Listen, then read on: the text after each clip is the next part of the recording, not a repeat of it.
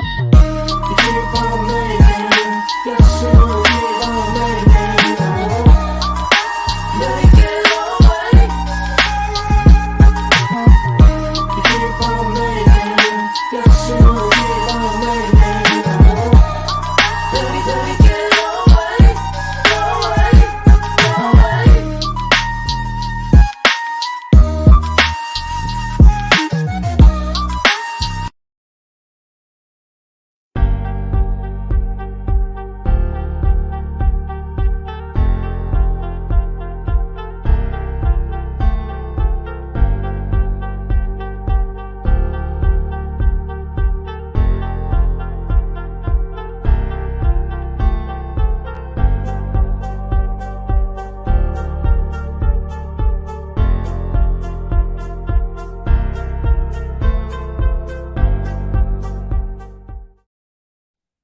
Hey, everybody. Thanks for coming through. Thanks for joining me. I'm here with my recap on Love and Marriage DC. And this, that's funny. Hello to you out there. Let's chat to see how many of you feel a cancellation coming on. You know what? I hope I'm saying your name correctly, Nexie. You know what? I think Carlos King is going to hold on for dear life with this particular show, or they're going to at least give it 2 seasons. I'm not feeling it at all, but we'll get into that in a moment. Well, let me take that back. It's not that I'm not feeling it at all. The main piece, the centerpiece of who's supposed to be the centerpiece of this show is Monique and Chris. I'm not feeling them. I'm not really feeling her. I'm not feeling the way that she's treating and doing her husband on this TV screen. But we're going to get into that. Yep. So I don't know about the cancellation. It may be coming. It may not. They may try to give it one more season. So let's talk about this lunch, right? That we open up and we're kind of having the conclusion of the gathering between Winter, because remember, Monique was still in Africa. It's Winter, it's Tanya, it's Arena, and it's Ashley. And you know what? I'm connecting. I don't know what it is, but I like Winter. And I think what I like about Winter is I like the way Winter handles things, right? Yeah, they're going to give it another chance, right, Sally? Probably a second season. Or if you're saying about the Monique piece, yes, Monique is doing too much on the screen with her husband. So Winter is something about Winter that I'm really, really connecting with. I do like her, but I like the way that she handles conflict. She's different than what we have seen from reality TV stars lately. A lot of them, they really try to get messy. They really try to get it in because they want that camera time. They want that on-screen time, and they want to get hired again for the next season. Because reality TV is the only job that I know where every single year you got to fight for your position because you are disposable at any given second. Agree about the wrong centerpiece couple. Yes, they're just not getting it for me. So Sheila said, I agree. It's kind of cringy to watch Monique treat Chris that way. It is absolutely cringeworthy. And I was thinking about all the other reality shows, right? Even when they're pissed at their men, even when their men had done something wrong and have done them dirty, they never really dragged their men for filth on the screen. Remember from the Real Housewives of New Jersey, Teresa Giudice, even when her husband got her into all of that trouble, she did not drag him for filth on the screen. And even after they divorced, she was telling her brother and everybody, like, that is still the father of my kids. So if you look at the history of all the housewives who actually had a husband or a man, for the most part, they all have defended their men on the screen, even when they was dead wrong. Monique is doing the total opposite. I don't like it. And Chris is so gullible. I'm going to get into, I think it was either Saturday night. I don't know if she did it Saturday night, Friday night, or Sunday. They actually did a live, and that was cringeworthy too. I don't know if you saw the live on her Instagram. Yes, Monique is not likable at all. She's not likable at all. And after that, when she was on that other show, as she likes to say, when she was on the Real Housewives of Potomac, do you remember how a lot of people were siding with her? A lot of people were siding with Monique and they was against Candace. And now people are seeing Monique had the opportunity to show us all that she wasn't, this crazy mean girl like people thought she was. But what she's showing us now on the Love and Marriage DC, to me, it's not helping her character. It's not helping her brand. So they're at this luncheon. I am kind of getting taking a liking to Winter. And they're all beautiful women, and Winter is very pretty. I'm taking a liking to Winter, but I'm taking a liking to Winter. Hey, Queen of the Mall, thanks for stopping by. I'm taking a liking to Winter because I like the way she handles conflict. She tries to turn and spin that thing around because Ashley was giving Winter mad flavor. And I really don't know why. But no matter what, Winter tried to end that luncheon on a positive note. And I do appreciate her for that. Now, here's the thing that got me, like, had my ears, perked up at that luncheon.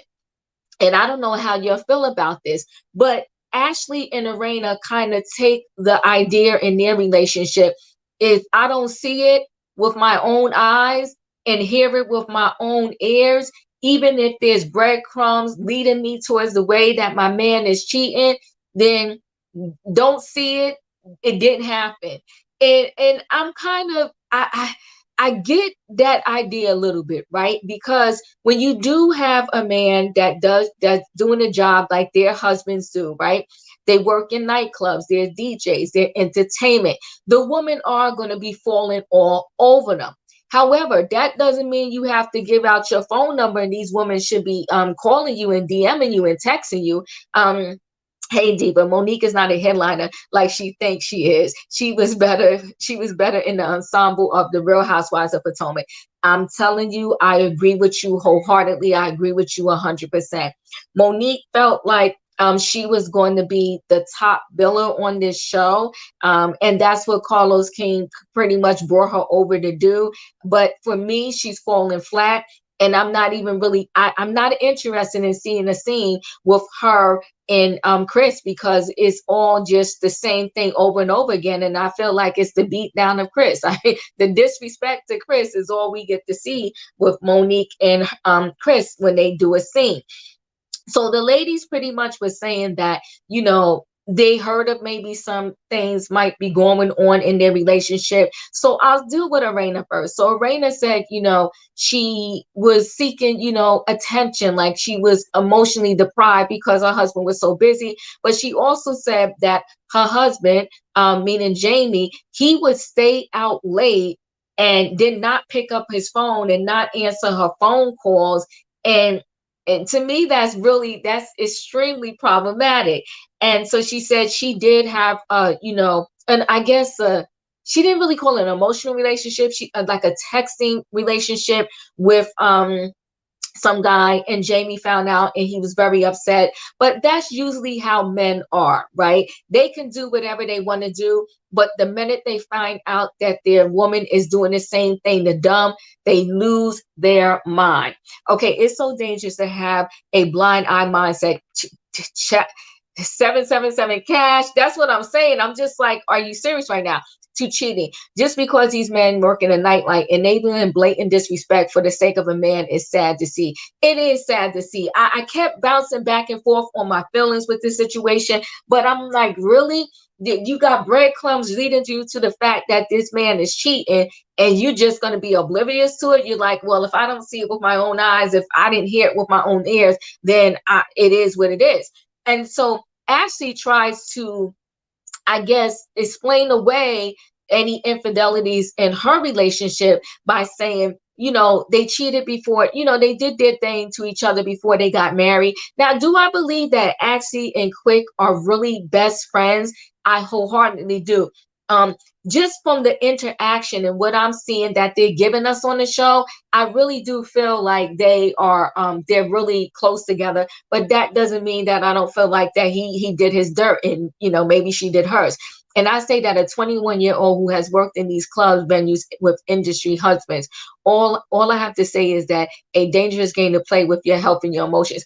I'm trying to tell you, I think 777 cash, people skip over that point of the situation, right? It's not just about your hurt feelings. It's about your partner sleeping with other people and bringing and then come sleeping with you and potentially risking and putting your health at risk, like, and you want to put a blind eye to that. So it was interesting, it was shocking to me, and I was sitting there like hearing that conversation, and I was like, wow. So do you keep your marriage together for 26 years by turning a blind eye to something so serious? Is that, are you saying that's the only way that you're going to celebrate 26 years together? I don't know. It was a whole hot mess, and I was just shocked that the ladies are like, we turn a blind eye to it. So Tanya hasn't really spoken much. She seems kind of quiet. She's trying to find her way in this group, and I think she's trying to figure out where she really fits in. So it's going to be interesting to see as the time goes on. Will she open up more? Will we hear more from her? Will she actually begin to use her words? She said a little something at the luncheon, but she didn't say much.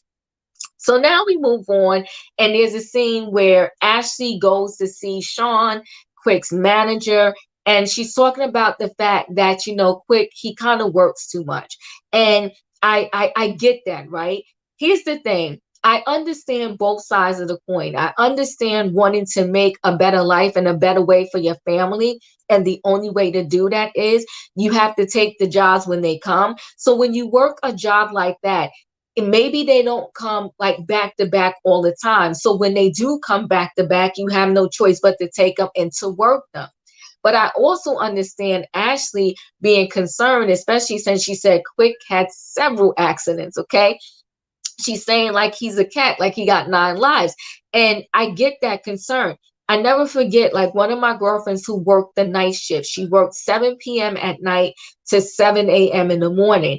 And then one day she called me and said, you know what? I can't do this anymore. I'm looking for another job. And I was like, what happened? She said, luckily, when she was coming home in the morning, the road she was on, she said no one was there, but she was like, I didn't even know it, but I fell asleep for a second, and I was kind of like on the other side of the road.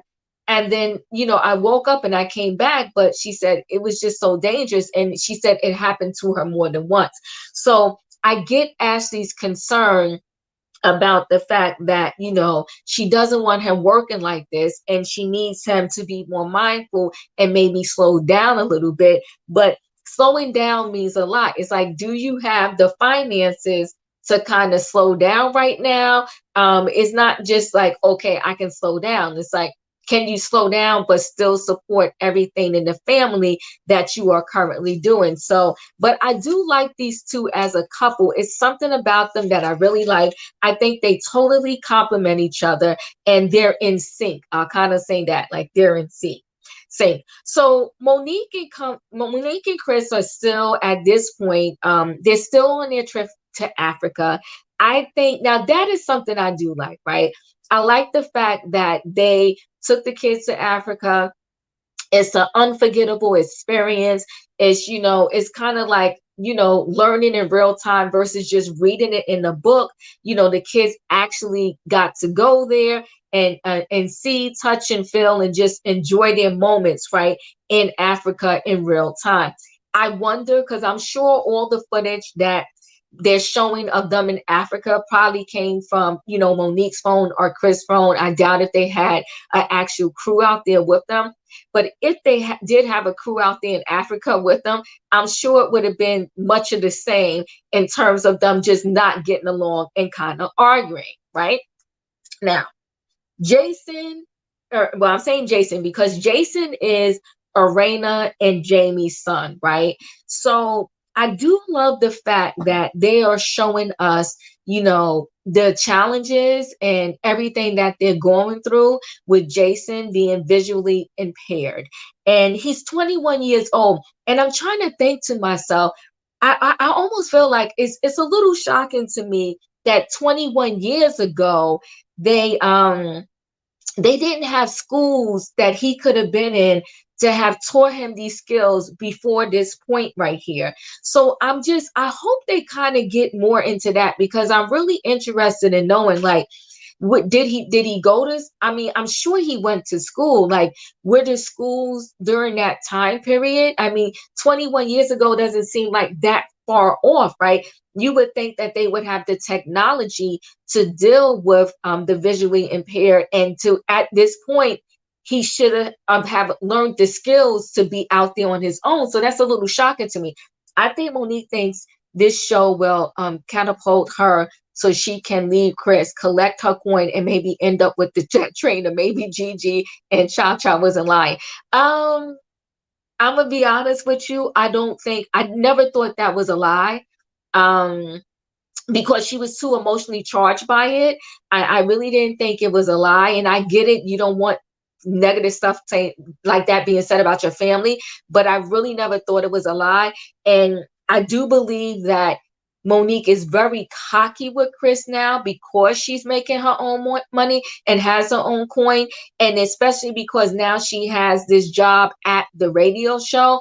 I do think I'm interested to see how this is going to pan out. But I will tell you, if you saw the live they did on their Instagram, Chris, even if Monique wants to leave, Chris is going to fight this thing tooth and nail. Monique has Chris wrapped around her finger. And when I say wrapped, I mean wrapped around her finger. He said he's not going. Like, I'm sure the live is probably still on her Instagram.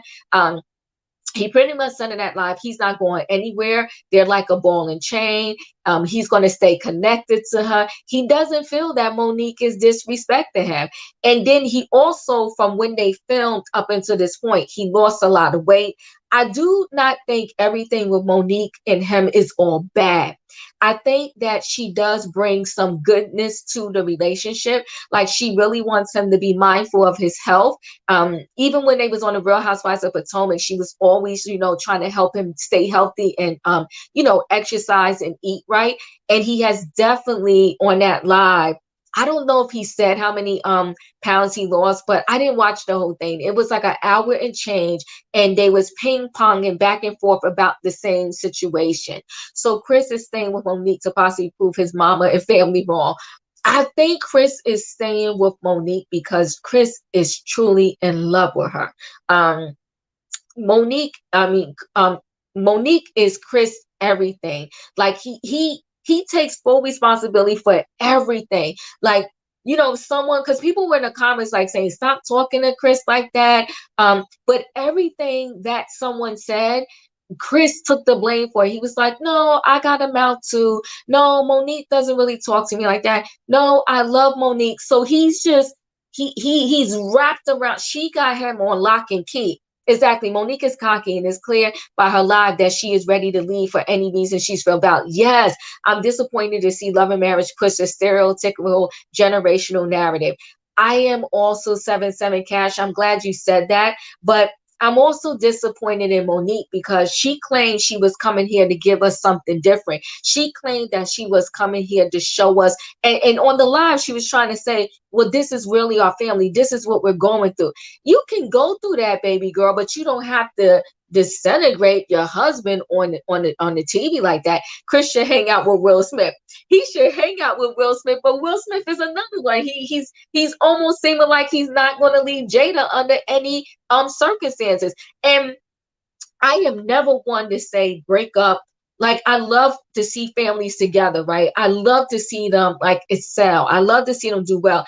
Just like even though Martell was doing the most on Love and Marriage Huntsville, it was sad to see him and Melanie break up to me. Like, you when you watch these shows, it's supposed to be about the couples. You don't want to see them like have this demise. It's like, I'm tired of seeing couples come on a show together and then 2 seconds later they're apart.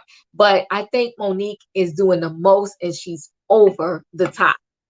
So I'll get back to Arena and their son, and Arena, Jamie, and their son Jason. Again, I'm shocked that in his time period there wasn't a school that kind of taught him all of these life skills before this date. So he is now trying to get in a school to teach him these life skills. So I appreciate Arena and Jamie bringing, like having him on the show, showing us like, what they're going through and the different challenges.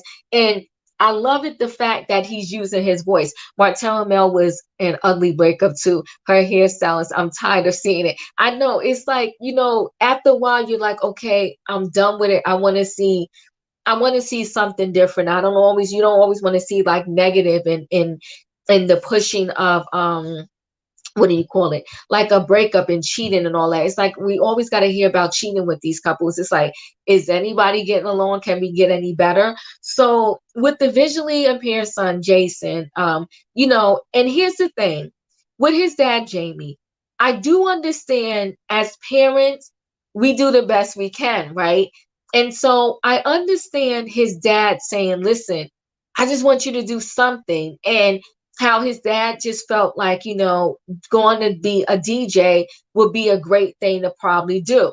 Um, by the way, I love you on Sherelle's World. I think you three are a perfect balance. Oh, thank you so much. I love being on there. Thank you, 77 Cash. I really appreciate it. Thank you. So, so Jason having to try to get into school, and Jason trying to find his way. And I really hope that he gets into school. I really hope that he finds his way, because what's always scary to me is when you have a child that you have to take care of and they can't be like independent on their own.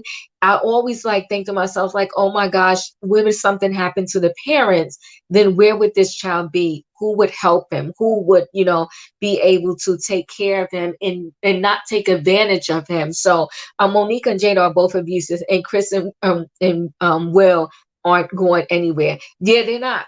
Yeah, they're not. And I do agree with you. They're both abusive. It's like disgusting, right? Like who treats their mate that way? So, hopefully Jason gets in this program doors. Again, I understand his dad, Jamie, trying to get him to do something, but I'm trying to put in my head and pinpoint what like Jamie, he has a certain personality. I'm trying to, but he's definitely I'm trying to think, like he's definitely like what I say goes type of personality, right? And I'm trying to figure out the word to use for that, but he definitely is. I am man, hear me roar. What I say goes. Don't be putting our business in the street. Don't be telling anybody our business, and our business stays with us. So he's a character. He's a lot to deal with. But I did connect with him and understand how he's just trying to get Jason to do something. And he mentioned something like he wants Jason to come out his room. So I'm sure that his whole life they did what the best they could as parents, but I feel like they probably really overprotected him. And now they're trying to help him just kind of get out and branch out on his own. So I am wishing them the best with that. And I hope Jason gets into this door program and becomes a little more independent, because Arena also said that he really doesn't even go outside without one of them. I love their family. I love seeing what's going on with their family. And it's interesting to me, like when he like talking to his mom, or when he's talking to his dad, like how he always like kind of, grab them on the arm. This is going to be interesting. And I kind of would rather, instead of all of this cheating and we're not having sex, I kind of would rather get a little bit more of that story, and what's going on with him, and how that develops. But that's me. So Arena and Winter, they go out to lunch, and Arena has diarrhea of the mouth. Now her man done told her 7 ways sideways, shut your mouth. Don't be in these streets selling our business. But she goes and she's talking to Winter, and she pretty much is telling Winter that they are in a little rut, her and Jamie, when it comes to their sex life. So I hope that they can resolve that. And so pretty much, Winter offered her a sex therapist. But here's the interesting thing that I caught with Winter at this particular luncheon. So Winter tells her that, she's practicing abstinence. And she said, you'll be surprised to hear that. Well, Winter, I don't even think your divorce went through. Didn't you just serve the papers to the man? So what do you mean you're practicing abstinence? I mean, who are you going to be with in the midst of a divorce? Like, what are you talking about? I'm like, what are we proud of you for? I mean, what is it, like 10 days, 20 days, and you talk about, oh, you're practicing abstinence. Your husband and you are not even divorced yet. That's why I was like, what is she talking about? But anywho, right? So Arena now, she has this crab boil because her son Jason really wants her to talk to his dad, Jamie, to say that he doesn't want to be a DJ, right?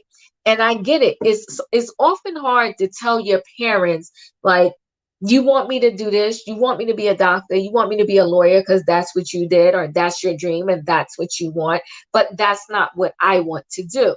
So they have Arena has this crab boil. She doesn't cook, and her daughter, and I want to say, was the daughter named Brittany? Her daughter Brittany comes over, so everybody's gathering for this crab boil so they can have a little dinner and they can all talk, right? So Arena mom lives with her, so the mom is at the luncheon. Jason is there. Jamie, the dad, is there. Jamie Jr. is there. And then Brittany, and Brittany is from a previous relationship, Arena says, but her husband raised Brittany as his own. So they're all there at this dinner. And so they're at the dinner.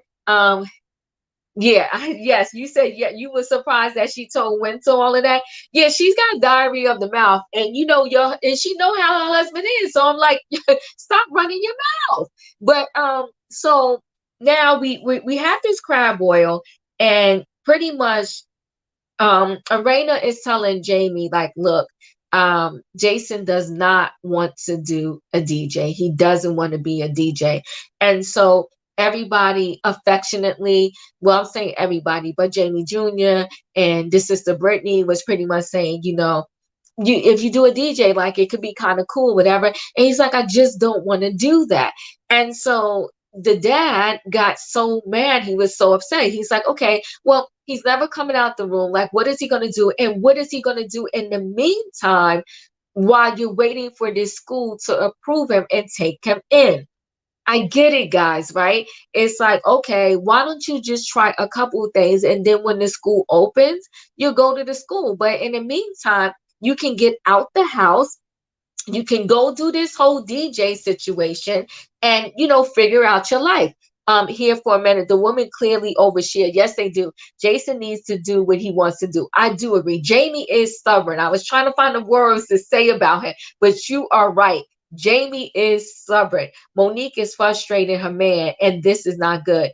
Does she even know what she wants? I think Monique does know what she wants, and it's not her husband. But that's a whole nother story. So thanks for stopping by, Gigi. Crazy Cat, thanks for the super sticker. I truly appreciate it. Much appreciated. So yes, Jason, I do agree with you, right? Jason needs to do what he wants to do.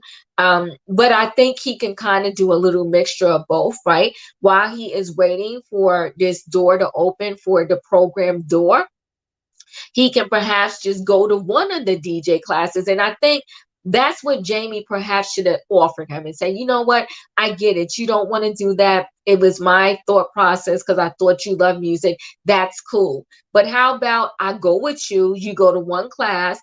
You just take one class, see how it is. You hate it, you never go back. If you like it, you go back. But whatever happens when the program door opens for you, then you can just stop everything and you can go into the program, because I wholeheartedly see how you want to start doing things for yourself.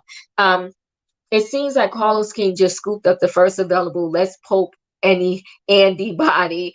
I feel he really thought Monique was a good choice for the lead pivotal point, but so far, yeah, I think he did. And I think he wanted to put Monique on, right?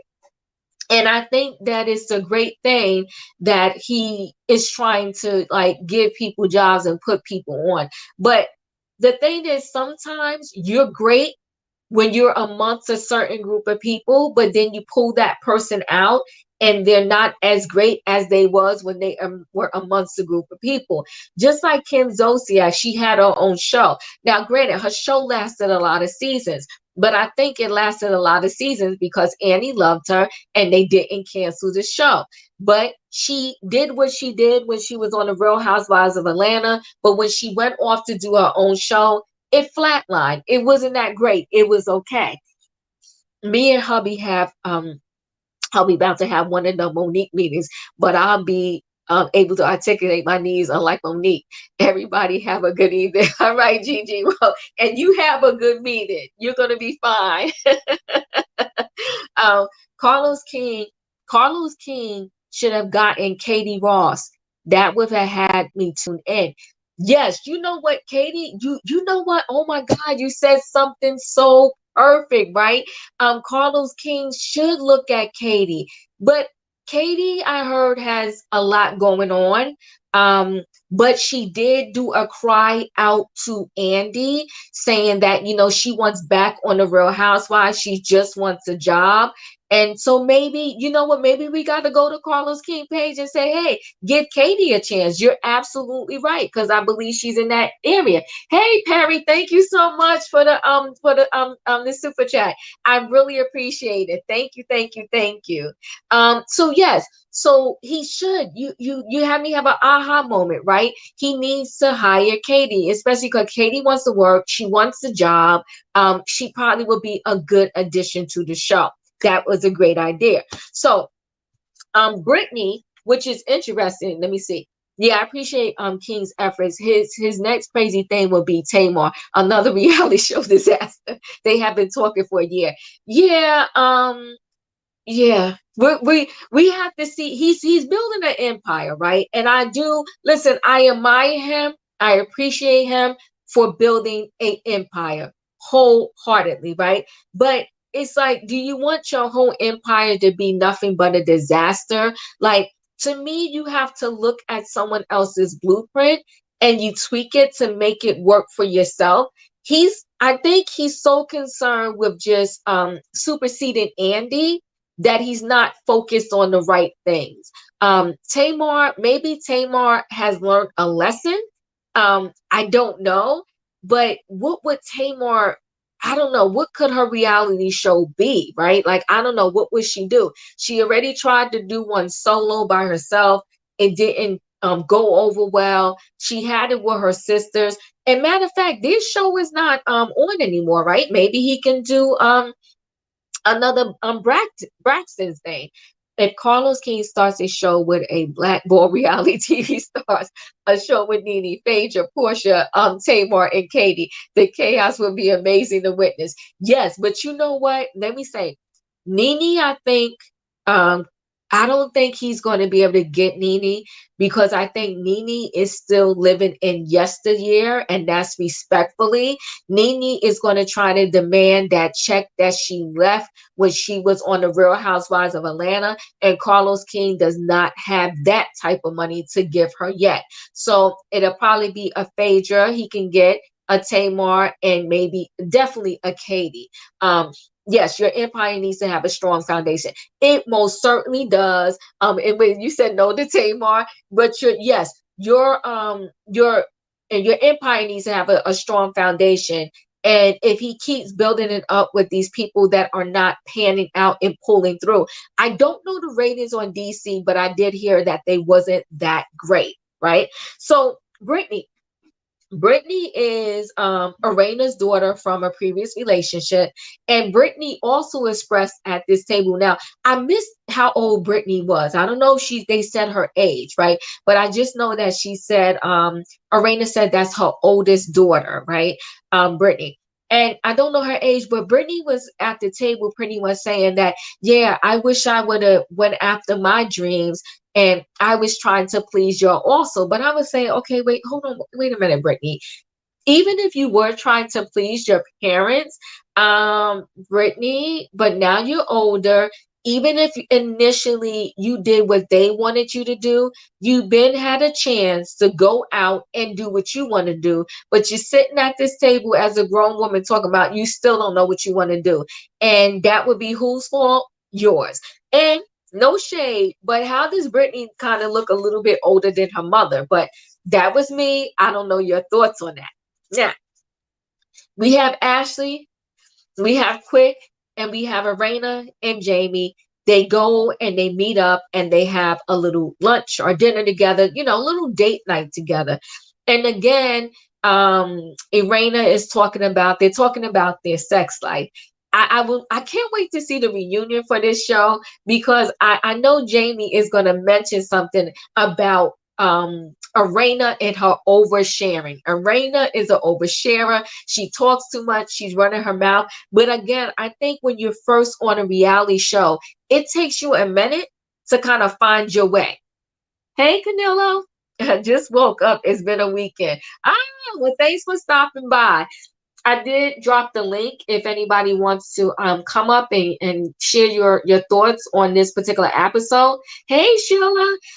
So the link I did drop it is out there if you want to come up and chat with me. Hey Amy J. Hi everybody. Thanks for stopping by. So yes, so Arena is oversharing at this luncheon or dinner or whatever they're having their date night, and she pretty much told everyone that Winter gave her the number to a sex therapist, and she's saying thinking they should go there and kind of talk it out. Listen, when you need help, when you need therapy, I say go get your help, go get your therapy. But Arena, you've been married 26 years. Listen, take off your clothes and have sex with your husband. Like, stop it. Allow the man to touch you, you touch him, get reconnected with each other and knock it the heck off. I think just do it. Sometimes you got to just do it. Like, it's going to be okay. You'll remember the ray of the road once you start doing it again. But I Arena too, I do like them as a couple, but like I said, Jamie has that strong personality. Hey Amy J, let me add you. Let me tell you again with this audio. Listen, I have technical difficulties, and everybody's been trying to tell me how to fix this thing, and I don't know how to fix it. I'm gonna try over the weekend. But hey, Amy J, what's up? What you have to say about this particular episode?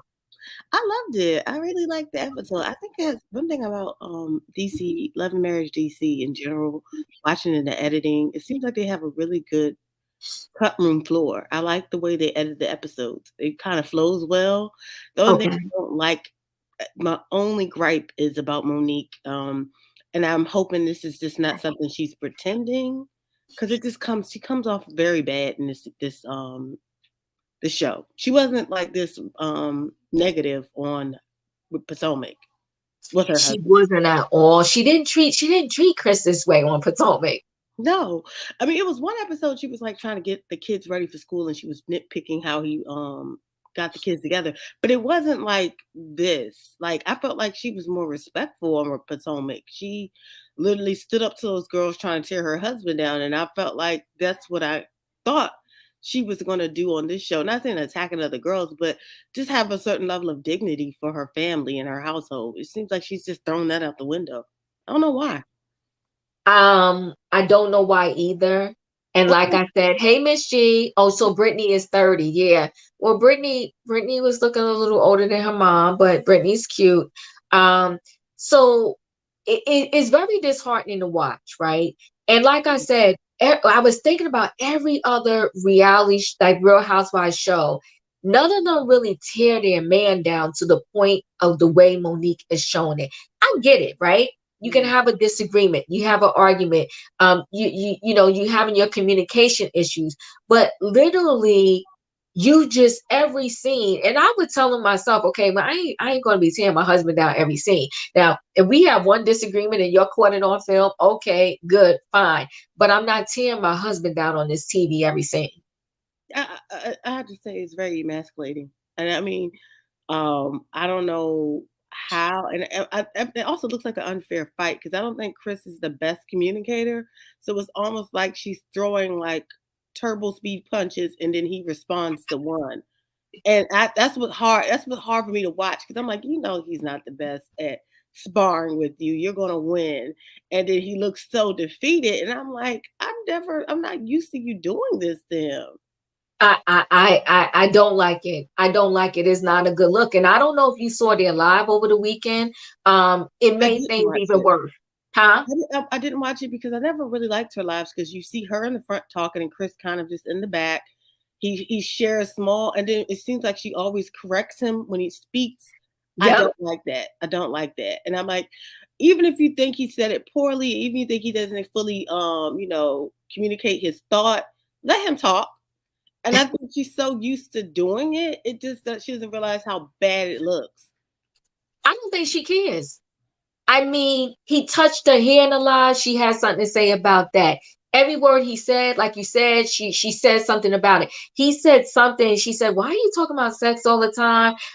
He's constantly apologizing to her. It was disgusting. She has a job now, so Chris, look out. Yeah, he better look out because she's I think messy. he does not. I really think she doesn't have respect for him. And the thing is, he does tell inappropriate jokes. A couple of times on Potomac, he told jokes about their sex life that I kind of cringed.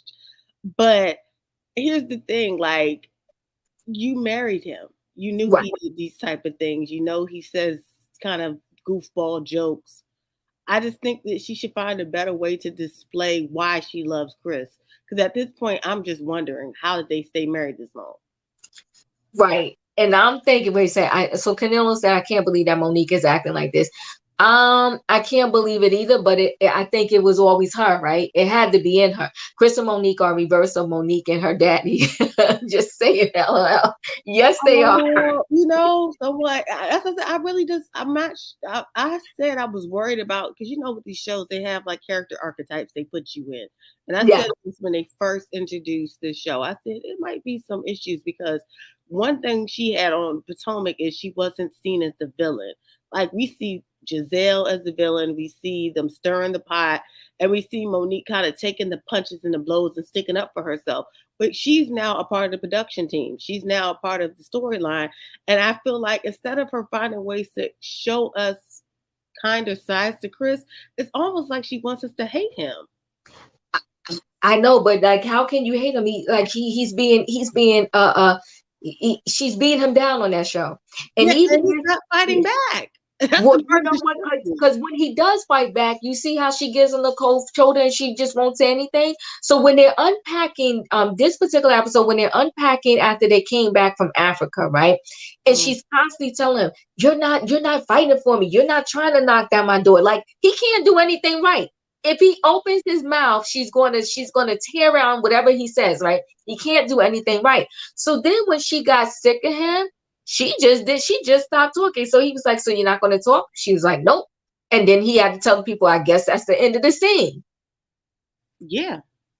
And that's what I was like. There has to be other ways that we get to see you and Chris interact with, one, not talking about your relationship, two, just being friends or just communicating and Right. having a good. Because the thing is that one of the things I liked about Ashley and DJ Quicksilver, when they went to a restaurant and were eating food, they were just talking casually. You can Yes. you Yes. see them doing that regularly. Um, Yep. and it was no pressure. You can see it's easy for them. Yep. That's I'm feeling them as a couple, right? Yeah. Even when they was like, we ain't gonna tell them, we ain't gotta tell them we ate before. Like that was so cute. And it was Yes. funny. Yeah, And you that's what I like. and you see DJ Quicksilver, and I think this might have to do with he has a communications background. He does radio. Him telling the jokes and lightening up the room. He is. I like to see that. Jamie and Arena, maybe they're too shy to do it, but I see more of an organic when they're sitting around the table and they're talking and they're communicating. Although Jamie looks irritated, there's a naturalness about it. Now that's It, what I kind of want from Monique. Like, could we not talk about your relationship problems and y'all maybe talk about like what you watch TV or which something where something, right? you don't look like you're mad at him Yeah, and like pissed at overanalyze him. your relationship. Well, today Yeah. you're unpacking luggage, talking about how you had such a beautiful time and you turned it into an argument. Girl, like who I does that? know, just too much. Didn't Chris meet her as a homeless woman? I heard that it was true that she was sleeping out of her car. And he even like in the live, he talked about like he blames himself for everything. Like every problem they have, he blames himself. So he said, when I met her, I brought money to the table. I changed her lifestyle. And he said, now I have to do different. I have to understand, differently. Like it's just too much. It's like he takes on the response, like every ill in their relationship, he owns it. But I think that also can backfire because what I've noticed with people who do start off bad in the beginning, if they keep taking the responsibility and the other person gets to just be a get to throw punches at a punching bag because to a certain extent, I don't think she wants to change it. I think she wants to still act out her aggression in these discussions. Because I'm like, maybe he wasn't a good husband, maybe he wasn't as supportive, but here you are on a television that he's agreed to do it. And I don't think he's a talkative person. He's I agreed to don't do think so either. it. I think he's laid back. He loves his life, right? And nothing's wrong Mhm. with that. Like he's like, I have my career, I still have money, we're living a good life. You can do Mhm. what you want. Like I'm not gonna press you. Because remember when she first started that ridiculous Not for Lazy Mom Foundation and she spent all that money and nobody was there. He didn't even go off on her. He was like, he said, I think you shouldn't spend that much, but he still let her do what she wanted to do. And can we say, I hate that name. It's cringy. Not for lazy mom, and Oh God, it's the worst. she's still running with this whole not for lazy everything. Please stop it, Monique. Stop. Please stop it. And not Stop for it. lazy couples. You're being lazy by just talking down to your man every second and not really trying to fix your relationship. He is trying with her, but she wants him to think like her. But that can't happen. Canelo, you are so correct. I can't be you. I can't be what you want me to be. But I that's can what be me. I think he's capable of going with the flow, but I think she's too busy in the past. And it's only been 4 episodes, but I think I'm done with her being like, if you can't fix it, and if you guys spend all episodes telling him why he's such a bad, I don't want to watch that. Not from you, at least, Monique, because you are coming from a fight. You're coming from people accusing you of being a manipulator and being a perfect patty, and you're now just come on. I agree with you, right? You're I coming. agree with you. I It's an don't want to uphill see it battle. no more either, right? I don't want to see it no more either. But and it's a shame because I'm really interested in Arena and Jason. I don't know about for you, but for me, it's like it's shocking to me that during he's 21, right? So Yeah. 21 years ago, they didn't have better schools that they could have taught him all of these skills I up until think this what point. can I say one thing about Jamie? This is the one like I would say the one defense of Jamie. I think he's afraid his son's not going to have a social life, and Yeah, because you could, he said, "I don't want you just sitting up in that room," yeah, and I think because he's such a jovial person. I think he got his confidence from being the the party thrower, and then the other son it just comes natural. He's attractive. He's a talker, even though he's in a bad running the streets and stuff. It's not good, but he's able to like maneuver the social scene. I think he's worried about that son not being able to basically build his confidence up and become social because you can have a job, you can work, hmm, but you can be a hermit. And I think yeah. that's what he's worried about. And I see that he's very shy. The son is shy. Yeah, He doesn't talk much. I think he prefers to be in his by himself. And I think his father's afraid that that's going to hinder him. But I don't I think he should be a music. I don't think he should be any type of music. He doesn't want to do that. right, right. I do agree with you, and I don't know. I'm connecting with that, Jason. I I really like like him. Jason. I Yeah, really feel like I understood what his father was saying, but he's such a alpha. You can go, come with me. yes, He's that type of guy where I think he cares, but he doesn't yes. get that you can't force, especially because he's a young man. And even if he's blind, he doesn't want to do it. But I do think that, like, at the end of the day, you're going to have to get out there and not be shy because you're blind and being rejected. And I think his father knows that. Right. He. You know what? He's trying to teach him how to be a man in Yeah. spite of him being visually impaired. I do get it, right? Hmm. I really do get it. And it's like, it's hard. It's like, well, how do you help him get over that hump? But I do get what his dad is trying to do. And especially eventually the parents are not going to be there. Like, so they want to get him there, sooner than later. And yes, the other couples are interesting, right? It's Monique that's killing the vibe for everybody. And she's gonna have everybody to stop watching. Or people. I think a lot of people gave up after the first two episodes. Oh, go ahead, Amy J. Go ahead. I didn't mean to cut you Yes, off. Monique is boring. I told you, if all you have to give to us is scenes of you berating Chris, Right. he's such a gentle giant. He Yes. is not fighting you back. He's looking kind of defeated. It's just not going to work for me. I don't It's care. not going to work for me I either. don't care how much I was probably supporting you during which I didn't. I supported Candace, but either or, I supported Monique against the Green Eye Bandits. Right. So I don't care how much I supported you against the Green Eye Bandits. You need to step it up. And this episode showed they can do the show without you. Yeah, they can. So she better. Yes, they can. Especially because when Chris had to speak to the producers, like, listen, he said if I don't agree with her, then she's done. She won't even speak to me. So I'm like, what kind of nonsense is that, Monique? So you want him to be a yes man. Then you don't want him to have his own thought, but then you knock him down because he doesn't have his own thought. Like, what do you want from the man? She doesn't want him anymore. I've always felt like Monique that's the missing piece for Monique, is when to switch or move gears. Even when she had the disagreement with the girls, I feel like, you think I'm cheating on my husband. I'm not cheating on my husband. It's almost as she can hold a grudge.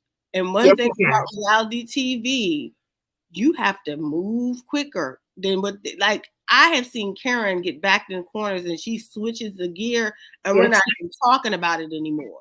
Yep. And I feel like Monique doesn't know how to switch the gear. You got to get out of this funk and move on and have a good change it to something else. Maybe something with the kids. Maybe something with your job. Maybe you having issues something other than Chris. Something other than Chris. Or you know what? Go to counseling on the show. I know you said y'all went to counseling, but show a counselor says show something because I want the counselor to tell you to stop talking to your husband like that. So Nancy said, Jason and his clan are a true representation of family with real life problems. I agree with you. Yes. Interesting family to watch. Yes. And yes, Monique is killing the vibe. It's not the other characters. You are correct. You are correct. I'd rather follow. She needs to have more conversations with her in Winter. Maybe we'll get more of Monique with her in Winter because I'm sure her kind of, siding with the other girls with a friend that she had for 15 years is not going to go over well. Exactly. Now, how do you feel about Winter? I'm loving Winter. Winter's cool, but I feel like I said this before. It's not that I don't disagree with her observations of the other girls. It's just hard to listen to her, hearing her story. You married somebody that you didn't know. You married somebody that was living in a basement, was poor, who is now being charged for fraud and scamming, and you're like literally like acting like the rooster, what they call the head of the clan, talking about people's relationships. Although Arena clearly has some sketchiness in her storytelling about her relationship, right? Still don't think I would listen to you. Well, here's my. I guess I tried to back that out of my head about Winter because that was a whole hot mess. My thing is, I'm gonna be honest with you, because wasn't he an ex-football player? Was he an ex-football player? Because her first husband was an ex-football player who cheated on her and brought two babies into the marriage. She left him after the second baby was discovered. She divorced him and then she met this guy. And they got married after, I think, 6 months of dating, or it was during the pandemic. And so then once she was married to him, things started unfolding, and then she started realizing, I kind of gave him too much grace. Maybe I should have looked into his background, because now I'm seeing that this guy's a scammer. Yeah, she moved too fast. I think she was desperate to get married again.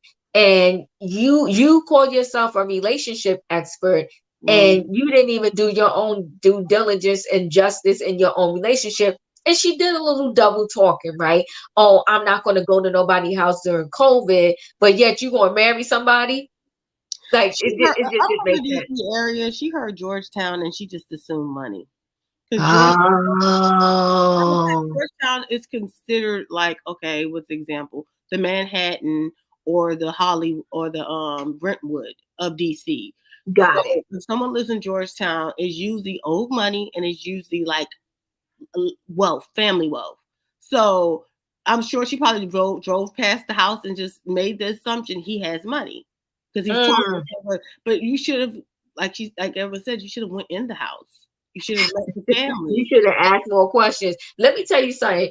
COVID, I got to know a lot of people during COVID, and you will just talking to somebody, you will get to know the facts and the truth from whatever the case may be. You gotta pay attention to what they saying and how they saying it. You gotta listen. But you as a relationship expert, you should know that. And I'm not marrying nobody. I don't. Well, listen. Sometimes you just never know a person, but I'm gonna do my due diligence to try to get to know you. It ain't gonna be we won't be doing that. No, exactly. That's what I said. I think she heard Georgetown and the dollar sign shot up, and then she realized she felt somebody that was basically pretending. But I'm like, girl, everybody, they're cooks and maids and house nannies live in Georgetown too. So you have Oh my people god. twisted. Everybody ain't got no money. Everyone is not super rich there. There are a lot of rich people, but wouldn't you think if he's rich, he would want to introduce you to the people that matter to him? And show you his home Yes, at it the show very you. least. Yeah, it show you the people around him. Show you how he rolls. Like what does that? But that's what I said. Once again, everything she said to our Arena was true. Everything she said to about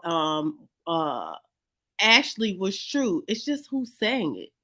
I take Right. it seriously. I'm like, girl, you was living with a man in the basement. Stop. Yeah. Winter was just lonely and desperate. She was. And she fell for the banana in the tailpipes, as they love to say. She fell for it. And she feels some kind of way. But my thing is, when he did come to visit you, did he take a Uber? Because remember, she said something about she had to get her car back from him. He didn't have a car too. No, he did not have a car. Okay, So I'm just like, how did this whole thing go down? Like, did you not have a financial conversation before you married this guy? Like, are you I crazy, think girl? she thought because he knew some of her rich friends, it just has to be how would so. I'm like, there are tons of people that pretend and go in those groups and they are just trying to hustle. I mean, case in point, Monique. And what I mean by that, like Monique met Chris living in a car, right? I'm sure she didn't tell him off the rip she was living in the car. Right, exactly. She probably was like, Exactly. "Hey, I'm just vacationing for the weekend. I'm gonna come past to see you. Come on, people live." Uh-huh. And I could picture with Monique, that soon, very close to them starting a date, she moved in. Yes, I She feel moved like in. listen, Monique didn't have it, and she was able to trick Chris. And I'm not saying trick Chris, but when people don't have it, they have ways of going around it.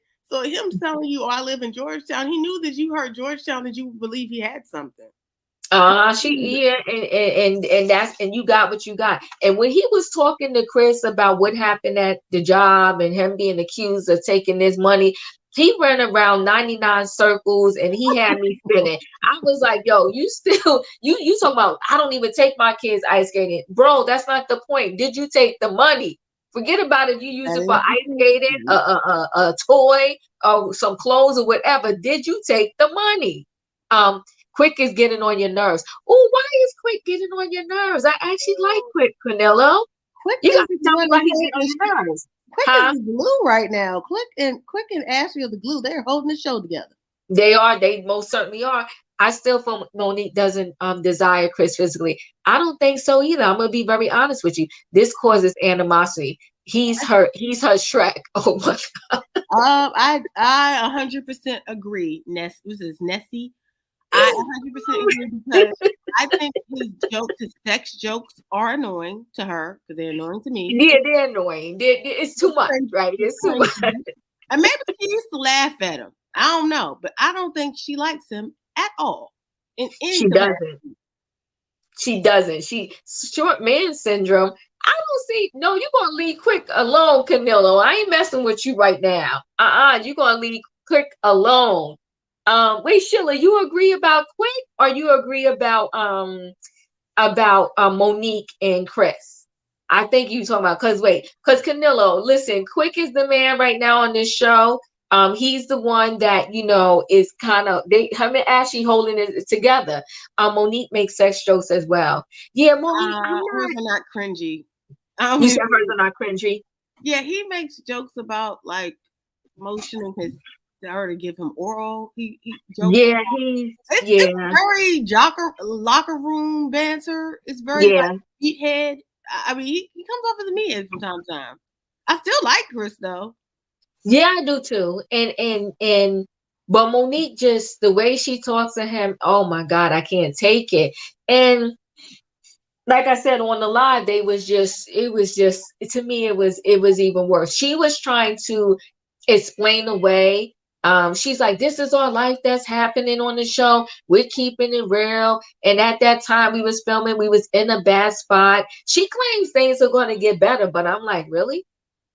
It Monique seems like realizes. you don't have much else to talk about. I think Monique realizes that the fans are turning on her, and she's Yes. losing Oh, like because I truly think she thought that she could do that to him, and people would side with her, and everyone's like, no. So now she's coming back. Well, we're good now. We're so happy. I'm like, yeah, please change your course and move on to somebody else. yeah, yeah. No, Capricorn Moon, you goddess, you are correct. Monique does it too. I think they're just, I don't know, they're not reality TV gold as so to Here's speak. the thing, The link is there, Canilla. Wait, hold on, let me send it again.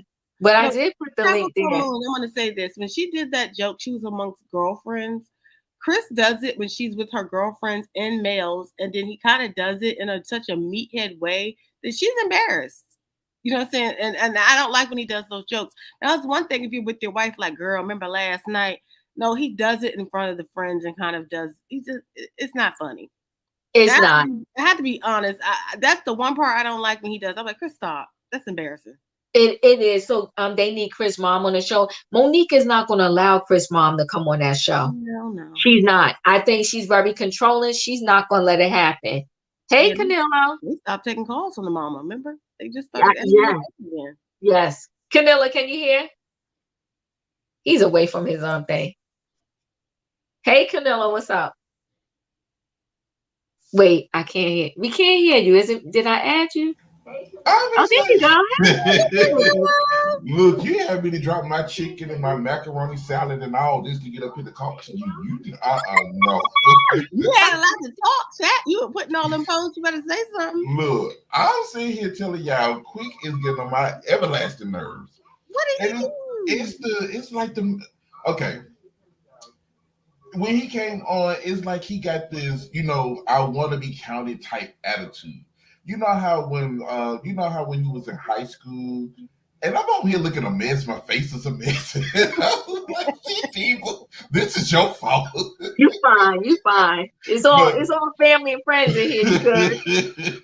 So, but the thing is, he got that, attitude like I want to be counted. You know how when you had that big old clique and you in high school and you wanted to be a part of it and you wanted them to see you. That's what he gives me. And it's just off-putting. I'm not saying he's a bad man, but it's just so off-putting. Every time he comes on, he got that goofy streak, but it's just like. So you don't go ahead, AJ. Huh? You don't like when him and Ashley having the conversations about his oval? Ashley, oh my God. Ashley's the hypocrite. But I'm not saying they're not the bad couple. They are holding the show together. However, Ashley's sitting there telling everybody don't get in her business, but she definitely gonna get in yours. I think that's the problem with all of them. They all want to keep their business to themselves, but then they spill in other people's tea. Right. And next week you're gonna see Jamie and Irania go. I mean Irina. I don't know why I keep calling that woman Irina. It's Irania. I mean, it was Irania. I used to call her Irania. I was like, why am I calling her that? Is Irina and Jamie gonna get into it next week? So we're gonna see the cracks in their foundation. But I do like Irina better than I do Ashley because Ashley, she's over there. She's gonna get in your business, but you can't get in hers. Irena, she's gonna tell you her business, but she don't mind you coming asking questions, but she's not gonna get in your, in your face. Monique, she just need to go back to Potomac. If she can Monique go ain't, back, she can't go back. Monique ain't gonna I be know able to she go can. back to Potomac. But Monique could she have went needs to, back. right. She needs to do better. She Monique could needs have to do went better. back if she apologized for beating up, her classmate. I'm not gonna say the name. Well, actually, she did get a contract after that. Yeah, her thing. She didn't want to ever have to sit with her and apologize. Right. And the thing was she didn't want to the way she told us on Instagram that night she quit, she said they had fixed it, to make her look like she's gonna be the villain for season 6. So and that was what and she said they cut out a lot of stuff that that would have corroborated everything her and Chris was saying about the situation with the fight, and she had more binding situations, so that's why she said she didn't come back. But my thing with her, it's almost like you got to fight your battle smart. If that was Karen would have apologized and we would have been over it by the second Yep. episode. You know what? I would think Karen would apologize right then, but she would have probably did it like during the season. It would have, she would have gave us a little bit of, she wouldn't have did it at the reunion. Yeah. But it would have been like maybe 6 or 7 episodes into the new season. The thing is, they all, one thing I can give Giselle and Karen, they know how to pivot. Mm-hmm. Especially when it's time to pivot. Like, Yeah. I love Wendy, but Wendy can hold a grudge. Yep. Oh God. I love Monique, but Monique can hold a grudge. You can't go 7 or 8 episodes yelling at each other about the same old topic. You cannot. Now, let me tell you something. This is kind of off topic. You know what I'm actually falling in love with? The Bobby Brown series on I have AMC. not seen it yet. I have not seen seen it. You have to watch it. First, they did a 4. Canelo, do you have something on? Yeah, Carlos was listening to us talking in the background on my PlayStation. Let me turn it down a little Okay. more. All right. So, first is a 4-part biography of him, right? That's how they set the scene. And initially, his wife, Alicia, she, I'll be there shortly. she kind of seemed like she was one Is that way. better? Is that better, darling? No, I can still hear it. Oh, well, let me mute it then. He left then. He said bye. So, his wife Alicia seemed like she was one way, but if you actually watch the documentary on him and you actually watch this show, she's a really good woman because Bobby Brown had 2 heart attacks. He has a stent in his heart now. She also, when he came to her, he had nothing. He said he left the Whitney Houston marriage with nothing, like with 0. And so he said he was living in his car. Now, I ain't going to mess with the timeline because it is what it is. And Whitney Houston is gone and they married now and got 3 beautiful children. But he said she allowed him to park his car in her driveway and like sleep in the car, but he was in her driveway at least. And shortly when the divorce was final, that's when they really kind of got together. But he is dealing with, he had a DUI and he has that breathalyzer in his car. He deals with a lot of depression because, of course, his daughter and his son, died. Yeah. She's really, I'm really liking her. I think because of her, Bobby Brown is still alive. So, Queen of the Mall, you watching too? Because I'm like, who is watching this with me? And his daughter LaPrincia got married. I only saw the first episode. I have to go on demand the rest of them. His daughter LaPrincia got married. She is a sweet person too. Like, they're all in pain over the passing of Bobby Christina and Bobby Brown Jr. Yeah, it's a good show. Because I was like, I'll look into it. I didn't think to watch it. My co-host Renee, she's watching and was telling me because she wanted us to talk about it, and I was like, "Child, I don't got cable. That's too expensive. I ain't got cable." You know what, Canelo? What I determined, like by the time you get all of these other little subscriptions, it ends up adding up to what you pay Mhm. for cable anyway. So it's like you got to pick your poison, right? Do I want to pay Mm. $11.99 for this, $5.99 for that, $2.99 for this? By the time you add all of those up, you had 100, almost 200 something dollars. Mhm. Cause see the thing is what I do is now that I got Peacock, I can watch the Housewives the day after. Like, Okay. I can do like I used to buy it from Google and I used to pay like 19, maybe $15, for the season because it only comes around once a year. So I would have paid $15, maybe $20 just for that to watch it. There's this not app, but this website called Mr. World Premieres where I watch all the stuff at. And I think Bobby Brown is on there. While we talking, let me make sure because if it is, I'll go and check it out. The thing is, You I know, know I kind of heard everything about Bobby's story, so I think this is just a new chapter. Because to be honest with you, Bobby and Whitney's, I don't know if they're handlers. They have done specifically Whitney. They have done so many stories. I'm almost like tapped out. I don't think there's any more to tell. You know what though, Amy J, you will like the perspective they took and the angle they took on this particular series. You really will like it.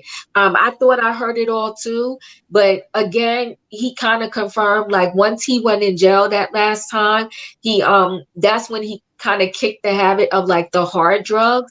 And he was saying how he was on hard drugs when he went to jail. And when he came out and Whitney picked him up and was in the limo, like that was part of their demise because he wanted her to get clean and she wasn't ready. And Exactly. They yeah, talked about that. He said And that. see, He and had went we through all it. blame Bobby Brown for putting Whitney on the drugs. Never knew it was her brother that did it. Never No, knew. she introduced him to the harder drugs because he was yeah, smoking Yeah. weed and he was drinking alcohol, and she introduced him to the cocaine. yeah, And I was like, my girl Whitney, no, no. I love me some Whitney Houston. But yeah. I just was like, I could not believe that actually happened. But I just checked Mr. World Premiere. It's not on there, but I know that Renee she'll give it to me. She want me to talk about it a I little bit too. I want to watch it because to be honest with you, I did like the BET movie they had of his life. I Yes, really, it was really good. I So really like. you'll like these 4 episodes. You get a different perspective into his wife. They have 3 beautiful children, and the children seem just adorable and so sweet. His oldest son is on there. That I think his name is Landon. So he's on the show with them. They all seem to get along really well. And like I said, his daughter just got married. Like the first episode of the show, his daughter got married. So it's a you know what it's a different take because we watch these housewives and everything is so negative, negative, Negative negative, You see negative. what the Um, saying, Diva, is they had a better producing team. They didn't want to exploit them. They wanted to tell a story. story, yeah, right? And Because see, yeah, even with being Bobby Brown, even though everyone was like, "Oh, it was so funny," Whitney and him doing that dance in the glass shop, they were exploiting them, and they yeah, saw they were. both of them were on drugs, and they took advantage of them, and they made a mockery of their fame. So Yeah, this show sounds like they are doing it right, and it's a well produced show. so and yeah, because see, I remember before Anna Nicole died, they did the same thing to her with her show. And I thought Anna Nicole was a really nice person. I liked her. She was, she couldn't act, but she was. I liked her. But Mhm. when you saw her show, oh my gosh, they just drugged her through the mud. They just let her, you they know, um, exploited her. they made a fool out of her really bad. Yeah. They exploited her. But Hmm. listen, guys, thank you for stopping through. Tomorrow night, I'm doing Atlanta. I don't Oh know if y'all God, watched that. Oh I my already gosh, watched it. it No, was it's heart good. wrenching. No, it's good. It was good.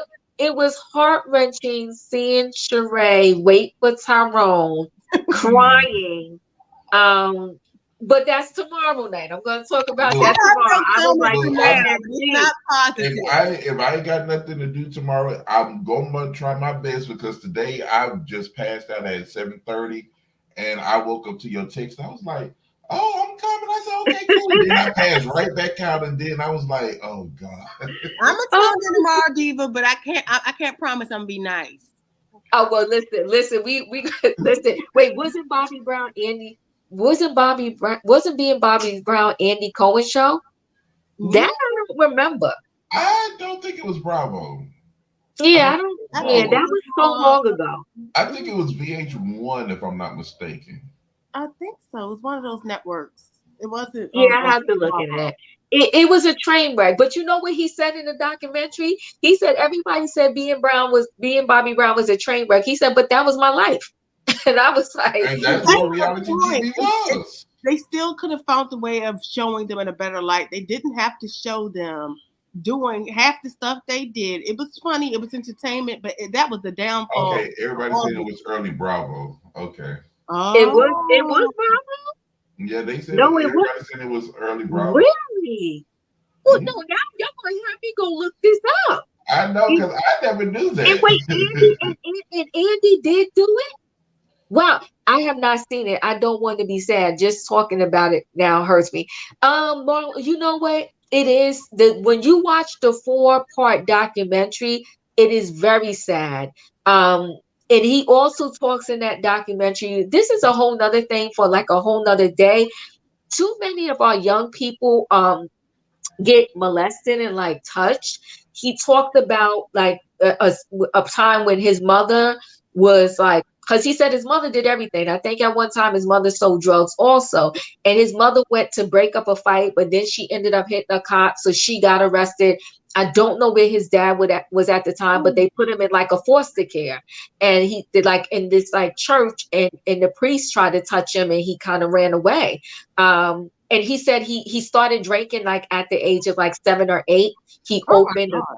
Yeah, he opened a can of like his dad or somebody's beer that was in the house. He's been through a lot. He talked about how he blew away millions and millions of dollars. Like, yeah, he said he would just go like if something happened to something, like he would be on tour. He see somebody driving down in the street in a car he just give them $50,000 cash, and then he'll leave it at the airport and go fly on a plane and go back home. Um, it was a lot. It was but it's a different you do learn some new stuff, and it was really good. I have not seen it. I do not want to be. Oh yeah, yeah, yeah. It was. Oh, that show was on Bravo. Y'all are educating me here. Now I got to go look this up. Because I Hi never everyone. knew. Yeah, and he says he will not show. Andy says he will not show it again. Well, you know what? God bless Andy, but I thought that Whitney Houston, before she passed, and her whole team got that being Bobby Brown like erased from like everything. I Yeah, Um, think that's what they she did. never signed this she never signed for it to be released after that. And that's why okay. Bobby didn't make any money off it because they wanted to sell the DVD of it and she refused to sign it. Because that was because I think she had got clean after that. No, So, that's when her handler, she wasn't clean, but oh, okay. Clyde Davidson and pulled her aside and said, look, this is making your career look bad. Bobby's career is already over. This is helping him. So they took her and said, do not sign a release for the show to go into Production. Syndication or Syndication. whatever. yeah, so and that's why they after that they got them divorced. They was like, no, we have to save the last bit of Whitney's legacy as it was. Yeah, yeah. He talked about that too, how like, they was saying he was bad for Whitney. He talked about the whole Robin situation. Y'all gotta watch it. It was so much. I was gonna review it, but I'm like, did anybody else watch it? It was just it's heartfelt. He also went to the grave site. So Bobby Christina and Whitney Houston are at the same site. I'm trying to remember if the son was buried there too. I think he is. I can't remember. Because this when you see the sadness in him, it's like God, his wife, God bless her, because she is really like she's dealing with a lot. She's She's moving saving his mountains. life, and he said it's an everyday battle. It's an everyday battle. Yeah, she's moving mountains because she's working with somebody who is truly like on the edge, and she Yeah. keep him on keep him Yes. afloat because he's now touring with New edition. New Edition, which Yeah. he wasn't able to do at one point because he would always have these breakdowns and fall from the touring group. So now he's able to tour regularly. He's able to get paid. He has started his barbecue line, and Yeah, they said that sauce is good. and when he talks, he sounds like he's there. Whereas before, like sometimes we do interviews and you be like, "Is Bobby okay?" when he talks, he's very introspective. He's respectful. He's a class act these days. I just hope that his health, like I know he struggles with heart, but his weight, he needs to bring that down, and he needs to take care of himself a little bit more. She's trying. She is really she's a good woman. She's a good woman. And I had did a video because the sister was pissed at her, Bobby Brown's sister. And I said I want to do another video behind it because I told the sister side, but now that I see her and she's a good woman because listen, she's dealing with a lot and I really feel wholeheartedly because of her. That's why he's still here. That's why he's still alive. Brittany and Bobby's family, extended family, brothers and sisters, they depended on their money, and they did not do what she's doing. That's just my opinion. I think all of their family was allowing it because they were being fed and eating off that wealth. But at this point, she's helping him out, and I think you may not like her. She may have been crude or rude to you, but he's doing better. He is. He's alive. He's alive because of her. And you can't take that away from her. And they have their family is adorable. I mean, I think it's two girls and one boy, but adorable family. Y'all should definitely watch. It's on A&E. So guys, thanks for hanging out with me. I hope you like my recap of Love and Marriage DC. Tomorrow I'm going to be doing the Real Housewives of Atlanta. We got to talk. And Sheree, honey, you going to call Tyrone, but he did not pick up that phone. And I'm going to tell y'all, look, everybody knows I don't like Kenya, but Kenya had me laughing this whole episode. I'm liking the new Kenya. I'm liking it. Don't say nothing, Neva. Okay, wait. I'm gonna wait till tomorrow. We gotta come back tomorrow. I'm gonna need y'all to do better. Y'all better be watching this show. I love Neva. I follow her to this channel. All right, guys. Thank you so much. Have a good night. And I'll see y'all tomorrow if y'all want to join me for the Real Housewives of Atlanta recap. Oh, I'm Tori, you didn't get the notification. A lot of people are telling me that. And I dropped the link a little earlier. Maybe I'll do tomorrow's link early and maybe it'll come up. Hopefully it will. We'll see. But join me tomorrow, guys. I'm gonna do 8:00 again with the Atlanta one. With Atlanta House. Yes. All right. Have a nice one. Bye. Good night, everyone. Bye, Thanks for stopping by. Bye.